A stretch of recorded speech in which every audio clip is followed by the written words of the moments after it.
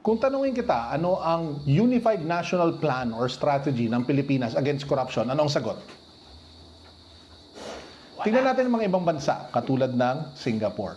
Meron silang tinatawag na the Corrupt Practices Investigation Bureau. It is an independent body endowed with special powers, very powerful capabilities para to go after airing corrupt government officials. May ganun ba tayo? Actually, hindi lang public officials, pati private. Basta corrupt, pwede nilang habulin. Meron tayo dito yung ICI, but that's limited to infrastructure. Kulang sila sa powers, kulang sila sa pangil, kulang sila sa tao. Even Hong Kong has an independent commission against corruption which kind of follows the same template.